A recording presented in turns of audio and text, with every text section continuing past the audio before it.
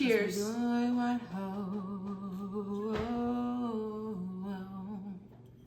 Welcome back to K2J Entertainment. Today's the day. We're going to recap 90 Day Fiancé Part 1 Reunion. Make sure y'all like, comment, subscribe. Look who decided to join us this video, because you know last video she was motherfucking here.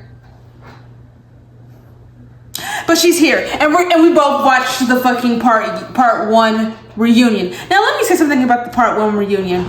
You know this was not as juicy as what's the last two gonna be. But we did get a little something this part 1. Like in the beginning, they talked about kind of gave updates. We know that Trisha's pregnant. 6 months pregnant. We know Rick, not Rick's baby. Yeah, we know Rick ain't the damn daddy. We know that well, yeah, Rick shooting blanks. Elise and Joshua done got back together. Yeah. I don't know. Have they gotten to Elise and Joshua yet? They haven't. I don't think they have gotten to Elise and Joshua yet. Not too much. Not too much, but we just know that they've gotten back together. Lisa and Daniel they were together. They broke up and got back together. Mm-hmm. And you know, Vivens they ain't get back together. Yeah, Vivens did. They're just at home on basket case. Forrest and Sheena are still good. But weird. But yeah. Emma and Zaid are not together. Zaid is weird. Okay, let's run it back. Birkin and Laura. Let's start with Birkin and Laura. No, okay. Let's start with Emma and Zaid. Let's go with that. We'll start with Emma and Zaid. Emma and Zaid. Obviously, Zaid is, you can bleep this out, is a fucking asshole. Now, and wait, he's a fucking asshole and he's rude as hell. Emma is a pick-me-ass bitch and just wants to fucking flirt with everybody just for camera time or because Emma's cute. Weird. I don't know why she thinks she can just flirt with Forrest and shit and him not take it literal because, you know, he's on the spectrum. Right. She's like, oh, it's nothing it's nothing against you, Sheena. It was just casual, fun flirting. You casually flirt with people that flirt with her? Mm-mm. Because if it was you casually flirting with my fiance, I would cut that shit real quick. Say the same thing Sheena said. The bitch said she'll fucking cut a bitch. I do the same. Cause you ain't about to cut that fake innocent flirting leads to. Sheena said she would cut that fake bitch's lips off. Yeah, you know, he fucked up. And they said a wig stain. Everything about Emma is fake, like her wig too. Also change your wig. It smells like. Oh my god. Okay, well. And also, apparently, Elise said that Emma was confiding in her and was like she slept with Rob. Keep in mind, Rob is from a whole different 90 Day Fiancé. Rob and Sophie. If you watch our other videos, we used to talk about Rob and Sophie. Rob and Sophie used to date. They're not together anymore. Rob is still in the franchise. He's messing with Elise. He's messing with every damn body in the damn franchise. Yeah, it's mess. It's honestly bragging about Rob is no flex. Yeah, keep in mind he's known to be Rob the Knob. So come on now. Okay, but let's start with that was just updates that they were giving us about each couple and kind of. What was your representation of thought of when they all kind of met? Forrest, Emma, Sheena, and then when fucking Lisa did that shit to fucking. Okay, yes. Be a bitch to me, it's okay. I will be a bitch to you, Elise, because I don't like you. Oh, I don't like you because you scare me. You are tall. You are slim. You are beautiful. You have a confidence that is so powerful that it makes me shrink. You bring out the bully in school that went after me. Look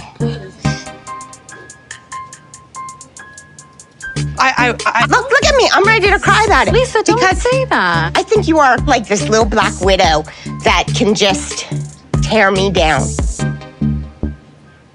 Are you kidding me? So when everybody kind of came together to meet about the first part of the reunion, of course everybody has seen the show, they've seen the clips, and they've seen what people in the relationships are about. So Emma, what's her name? Emma, Lisa, and Elise are all kind of together. First of all, it's kind of weird because Emma and Elise are trying to have a breast augmentation off, who has the best touch boobs. Each other's tits. It's very weird, but not weird, but it's just okay, whatever. That's what girls do, but she's also just okay, I don't know, just for me it's where's the substance, but whatever.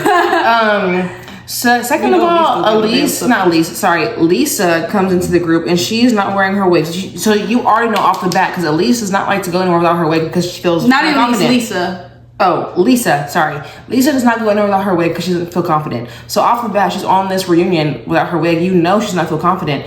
She kind of immediately goes into the conversation with Elise and Emma and like says, just Elise, off the rip, like really off the rip. Elise, I don't like you. You are like a black widow that like would make me feel bad in high school. You're like the bully that would make me feel bad in high school. And I'm crying about it because I feel scared and basically I feel less than and I shrink when I'm around you because you feel bad. Elise was like, what the fuck? Right. She couldn't even have any words. Obviously, Lisa, it was weird. Yeah. It was weird. Lisa's obviously equating her trauma to Elise, which is not fair for Elise because she don't even know you, bitch. Exactly. She was like, "You're so beautiful and you're tall and you're young and you have hair and you're Elise like this." Is not. That's weird.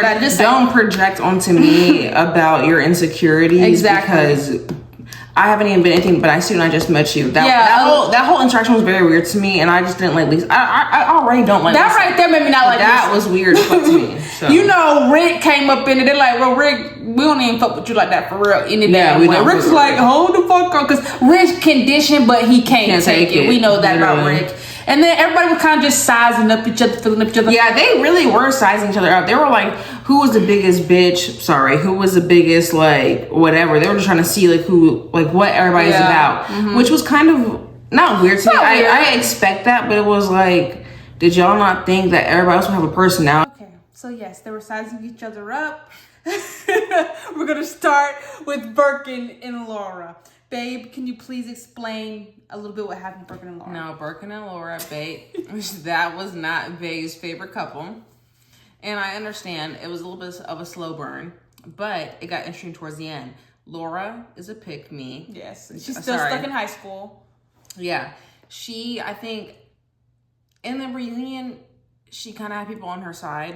And I can see why, because I mean, I think... Made a big deal about some fucking immigration. Yes, we'll get into that. But I think Michael, which was the dude that was back home, and her both have issues. I think that she kind of played him to make it seem like she was a guy and he was a bad guy.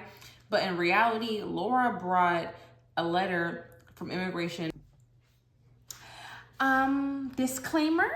Our camera went out yesterday, and this is day 2 of us retrying to film this. Can I get into the frame first? The fuck?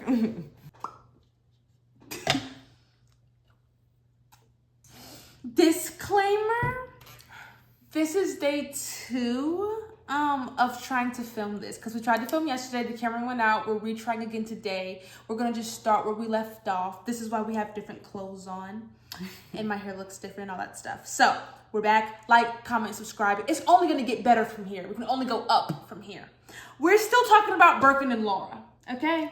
We left off where Laura was trying to do her big one and open up an envelope in the damn reunion.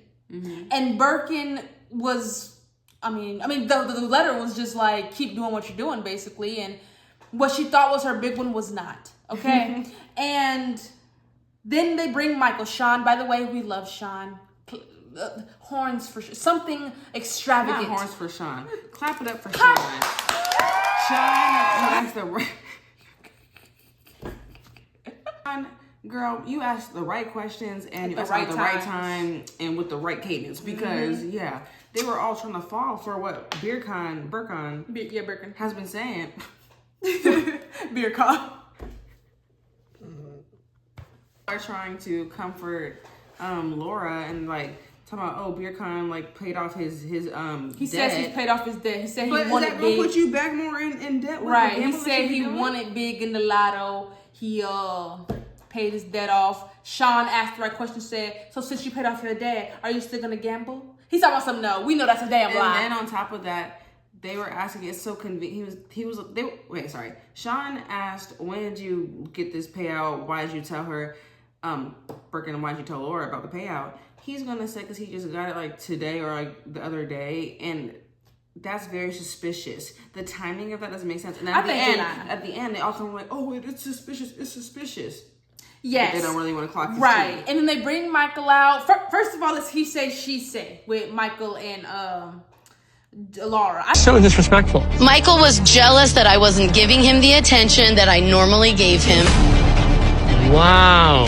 Would you like me to quote what you said to me? I would love it. You're on your own. Wow. I think they both doing the same shit to each other. They have this, but they're both sick in the head, in my opinion. I think that Laura is right. Michael was trying to like dangle her like a little carrot, dangle a carrot in her face, like we could be something. Like maybe he didn't want Laura, and he didn't want anybody else to want Laura. Yeah. But what if he also did like Laura and just doesn't want to admit that to anybody because he was coming across as jealous with a lot of situations. Well, let's be real. Also, like that is true.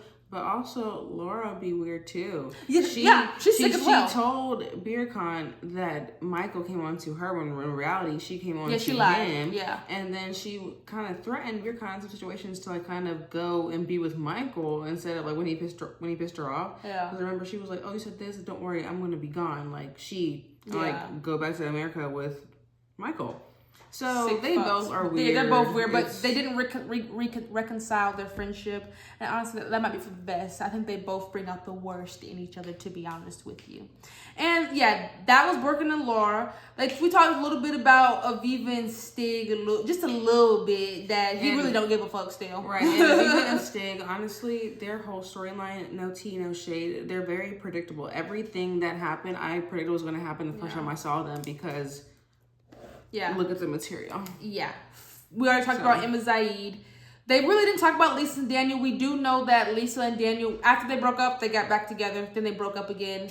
They were probably going to go more in detail in part 2 about that whole situation. Part 2 is going to be more juicy. They did bring the daughter out, though. They brought the daughter out. Her daughter will be out and telling her side of the story, which I've been, honestly, Faith, I really like you, girl. I like Faith. I think that she brings the right amount of questions, the right amount of tea and of anger, like to the situation. Yes. Because her mama, I'm sorry, girl, if you're listening, cover your ears. Your mama too far gone. Yeah, that's what I said. She's around the wrong people. She need to cut her mama off. Just literally. The fuck off. If you want to be around her, you need to do this. But if not, because the mama's not learning, and she literally told her, if you do this, then, but yet you're still in the. And then she also said promise me when you go out there, you're gonna get married to him. That's what I'm talking about. Yeah, exactly. But then she did. But now she's like, I didn't know that's what that meant. It kind of seemed a little bit like I can see like it's 50-50. Like I can kind of see where like she didn't really officially know, but it kind of seems symbolic as fuck when they were doing as this that shit. priest said, your husband. Yeah. Lisa should have shut that shit down right then and there. This is not my husband. We're not married yet. You don't know what you're dealing with when it comes to the African stuff. They know a whole bunch of stuff. I'm not trying. No. It's the truth. So she very well so might be cursed, but it was her dumbass fault for doing that dumbass fucking ritual. If I was her, I would have told Daniel, shut the fuck up, nigga. You need me for a damn green card. If you don't sit back and relax, I ain't going to nobody for approval. Matter of fact, you need to get motherfucking approval to come to the States for me. That's what I would do. Cause fuck, who the dang you think he is? If I was Lisa. So.